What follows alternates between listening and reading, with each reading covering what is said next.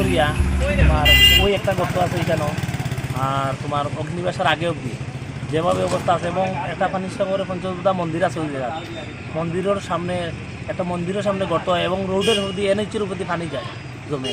আর ওই একটা গর্ত এখানে অনেক অ্যাক্সিডেন্ট হয়েছে, বা এখানে যখন মানুষ খাওয়া দুধ করা তোমার গাড়ি মানুষের গাতে পড়ে, একটা টুকটুক পড়ছে, একটা স্কুটি পড়ছে, নতুন স্কুটি কিনছে ছেলেটা, ফাইন্যান্স রয়েছে তার, কলেজ যেত ছাত্র, একটাও পড়িয়া বাংছে কেন করে, এই দোকানেও ঠিক করা হয়েছে মেকানিক্সের দোকানে।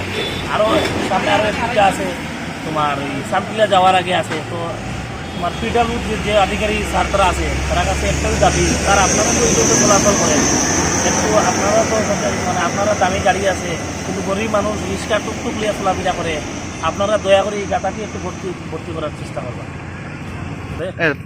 তো ফায়ার সার্ভিস থাকা সত্ত্বেও এই রাস্তার মধ্যে এত বড় গর্ত। ফায়ার সার্ভিস আছে এবং সুনামধর্ম মন্দির, এটা এখানের ফানিসাগরের পঞ্চদুদা মন্দির, পঞ্চদুদা মন্দির, ফায়ার সার্ভিস এবং মহকুমা শাসকের অফিস, এসডিএম অফিস, এবং এখানে রেল স্টেশনও আছে। কিন্তু গর্তটি আমরা জানি না, আধিকারিকরা কিতার লাগে দেখে না। তো দয়া স্যার আপনাদের রিকোয়েস্ট, মানুষ গরিব মানুষের ক্ষতি, একটা স্কুটি ভাঙলে বা একটা গাড়ি ভাঙলে বহুত ক্ষতি হয়, 300-400 টাকাও ক্ষতি হইলে অনেক টাকা গরিব মানুষের। আস্তা দিন কাজ করিয়া 500 টাকা একজন লোকে পায়।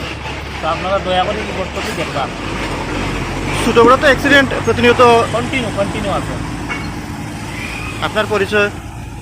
আমার পরিচয়, আমি প্রিয়জি দাস, আমার বাড়ি পঞ্চদা মন্দিরের পাশে।